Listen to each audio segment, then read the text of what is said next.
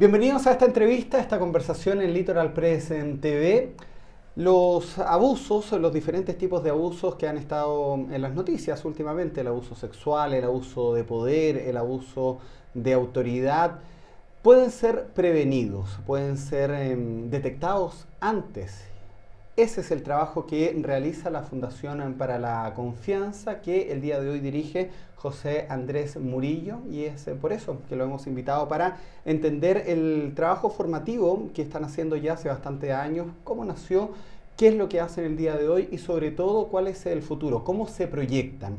José Andrés Murillo se encuentra el día de hoy junto a Litoral Press TV y te agradecemos, ¿cierto?, tu tiempo. Muchas gracias por la invitación, Cristian. Siempre es un agrado y un gusto estar contigo y poder compartir estos temas que son tan importantes para nosotros, y yo sé también que para muchas personas que se nos acercan a la Fundación y de quienes también hemos aprendido mucho. Hemos conversado varias veces y el día de hoy nos concentra en la Fundación para la Confianza, una fundación que ya lleva prácticamente 8 años. Me gustaría que hiciéramos un poco de historia. ¿Cómo nace la Fundación para la Confianza? Mira, quizás lo más relevante hoy día de revisitar en el fondo la creación de la Fundación es la misma palabra Fundación para la Confianza. Nosotros armamos esta fundación junto a Juan Carlos Cruz, James Hamilton y otras personas más también que estaban ahí apoyando. Cuando se hacen públicas las acusaciones contra distintas personas en la Iglesia Católica por abuso sexual, ¿no? A quienes nosotros habíamos puesto la confianza, en general la sociedad había puesto su confianza en figuras de autoridad como sacerdotes, obispos, y ellos habían traicionado esa confianza, ¿no? Entonces, ¿qué pasaba con eso? Nosotros tendíamos primero a como no volver a confiar. Entonces dijimos, como nosotros queremos crear una organización que prevenga el abuso, pero que no destruya la confianza. Como nosotros queremos luchar en contra del abuso sexual, el abuso sexual infantil especialmente, pero que no destruya la confianza. Y ahí tuvimos un gran problema, es que la mayoría de las personas entendía confianza como una confianza ciega. Es que si tú no confías ciegamente en el cura, en el tío, en el profesor, en el obispo, en cualquier autoridad, en cualquier poder, entonces no estabas confiando. Y había una especie de culpabilización. Entonces dijimos, ¿sabes qué? Tenemos que crear nuevas maneras de confiar, nuevas maneras de establecer relaciones de confianza, y la llamamos confianza lúcida. ¿Esa confianza lúcida es un concepto que inventan ustedes, que lo toman ustedes, o aparecen los textos de psicología, qué sé yo? Es un concepto que creamos, y que después luego publicamos. Yo publiqué un librito que busca ser de filosofía social para comprender las dinámicas de la confianza y la construcción de la confianza lúcida. Y la verdad es que, si bien yo vengo del mundo de la filosofía académica, ¿no? Yo tengo un doctorado en filosofía, como toda mi vida intelectual se ha ido hoy día como enfocando en temas de confianza. Y yo creo que la confianza es un factor protector. Si nosotros confiamos de manera respetuosa, de manera comprometida, tenemos mucho más posibilidades de prevenir situaciones de abuso que si no confiamos. La desconfianza al final no es un factor protector, es un factor de riesgo, porque si tú desconfías de todo el mundo, tampoco sabes a quién pedir ayuda. Vamos a hablar del trabajo que realiza la Fundación para la Confianza. Ya son 8 años, prácticamente una década en nuestra sociedad, ayudando a prevenir todo tipo de abusos, pero el más conocido, el más grave, digamos las cosas también como son, porque el más grave es el abuso sexual.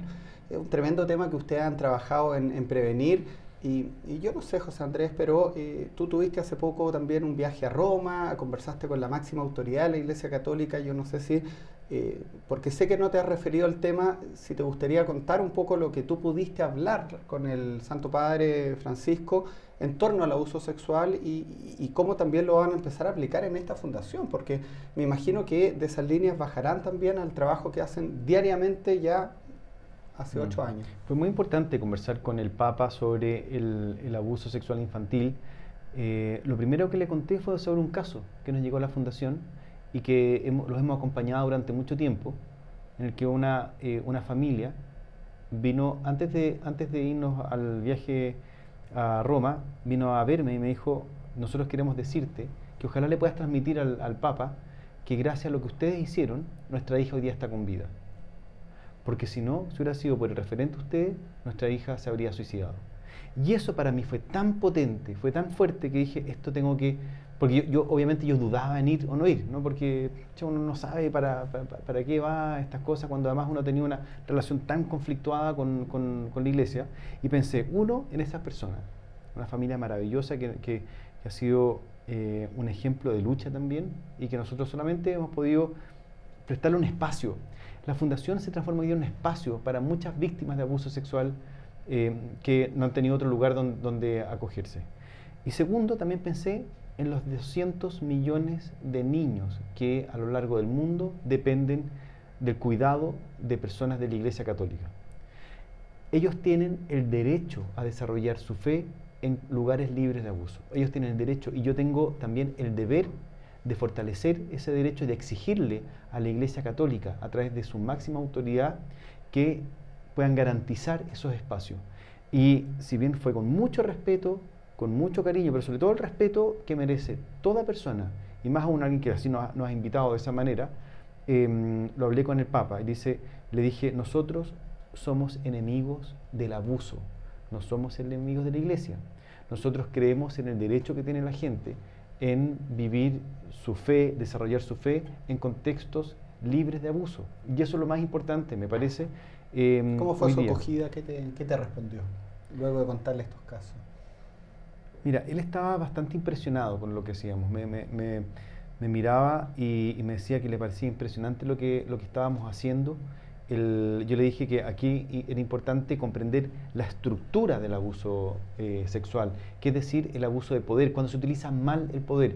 La autoridad, los contextos asimétricos existen, ¿no? Y está bien que exista como una diferencia entre un profesor y un alumno. El problema es cuando el profesor utiliza, o el cura utiliza, esa diferencia de poder, esa asimetría de poder para establecer relaciones abusivas y para finalmente abusar sexualmente. Por aquí estamos hablando, y esto también lo hablé con el Papa, estamos hablando de daño, de trauma.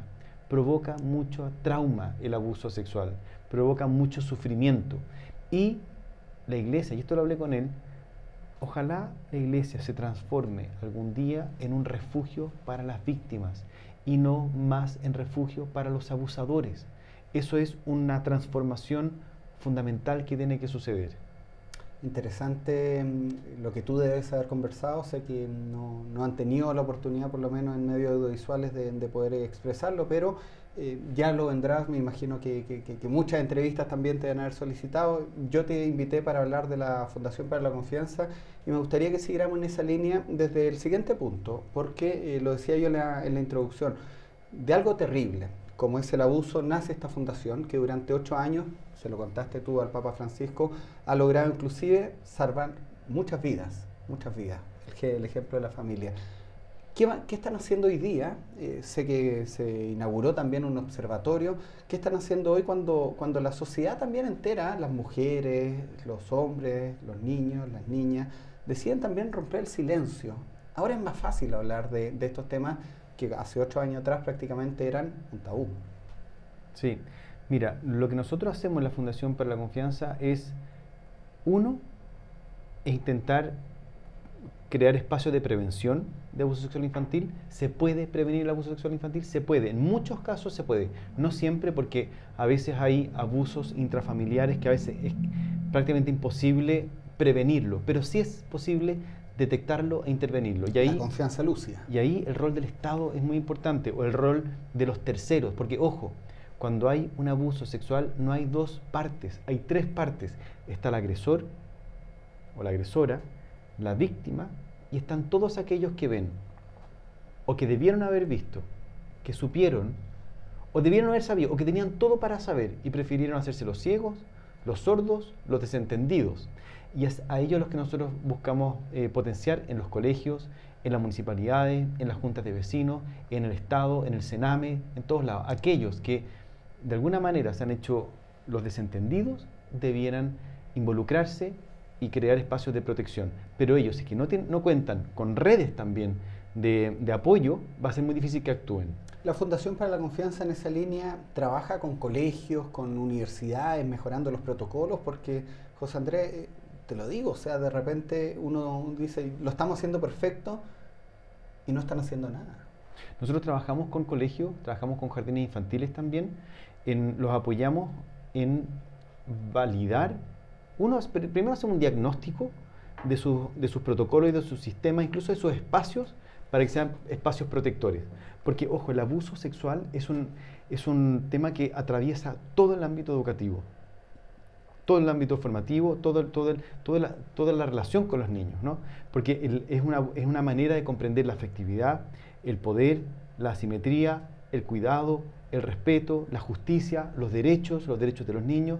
Entonces, cuando nosotros prevenimos el abuso sexual infantil, lo que hacemos es hablar de justicia, hablar de reconocimiento, hablar de respeto, hablar de comunicación, de espacios, de confianza lúcida.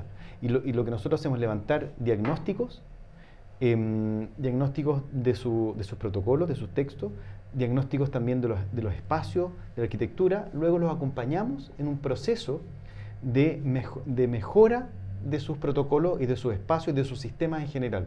Y ahí es muy interesante cuando se involucra toda la comunidad educativa. En un espacio libre de abuso, es un espacio libre de abuso, de bullying, de acoso. Además que es importante porque también los adultos comienzan a darse cuenta de que no pueden ellos prevenir el abuso sexual o el maltrato hacia los niños si es que entre ellos no se tratan bien. Claro. Entonces, crear climas de buen trato, ¿no? Climas de buen trato laboral, relacional, adulto, de pareja, es fundamental para crear espacios de confianza. Nosotros, para prevenir el abuso, hablamos de 6 pasos. Espero no olvidarme de ninguno, ¿no?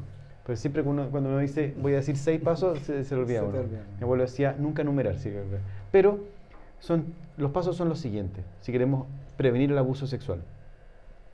Crear contextos protectores. Significa contextos de buen trato, de confianza lúcida, de contextos con límites a la vulneración, al racismo, al clasismo, al machismo, donde espacios libres de ese tipo de vulneraciones son espacios más protectores donde es menos posible que ocurra un abuso, y si ocurre un abuso es más posible actuar de manera oportuna y adecuada. Eso es lo primero. Entonces, paso 1, creación de contextos protectores. Paso 2, hablar del tema. Antes era tabú hablar del tema, pero no desaparecía. Antes pensábamos que silenciar el abuso lo hacía desaparecer.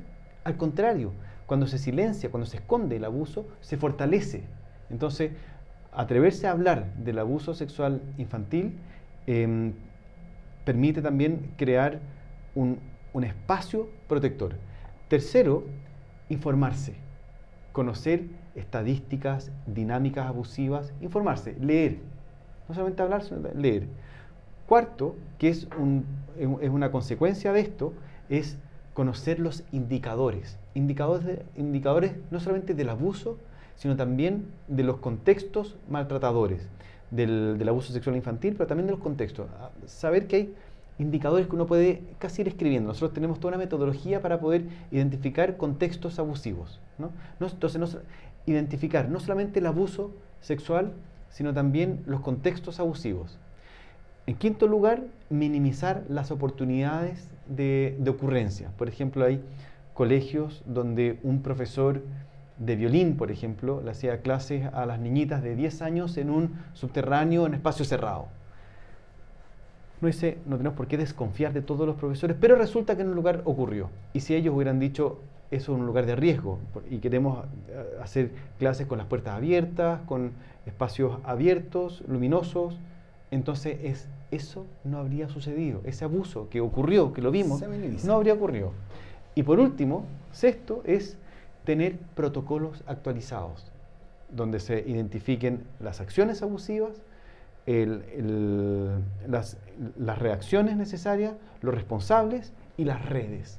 Eso es fundamental para prevenir el abuso sexual infantil. Se me está yendo el tiempo, después me retan. Típico mío, que me alargo, es como de pronto me entusiasma tanto este tema. Mira, José Andrés, no es primera vez que lo conversamos y tú sabes que, y en nombre del gerente general, Raúl Zagal, me comunicó que la Fundación para la Confianza tiene las puertas abiertas aquí, no solamente en esta entrevista. Si ustedes algún día tienen que hacer otra cosa, podemos volver a conversar, porque es un tema que estuvo la Vinca Jackson, ha estado James Hamilton hablando de la imprescriptibilidad de los delitos, apoyamos en eso, así que tiempo habrá más adelante también, cuenta con eso y te lo digo en cámara para transparentarlo también. Muchas gracias.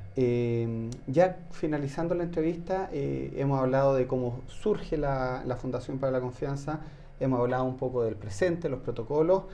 ¿Cuál es el futuro? ¿Cuál es el futuro en una sociedad que, lo decíamos también, está rompiendo su silencio? Hoy día vemos a las mujeres, ¿cierto? El tema del género está súper potente, de la igualdad de géneros. ¿Cuál va a ser el trabajo? ¿La Fundación para la Confianza toca ese tipo de problemática? Mira, gracias por preguntármelo. También lo hablé con el Papa, no, como porque le dije como aquí lo importante es no solamente descabezar iglesias, sacar obispos, sino hacerse cargo del problema abusivo. Y muchas veces en nuestra sociedad y en la iglesia, que es casi un laboratorio de la sociedad, el machismo ha hecho muchísimo daño.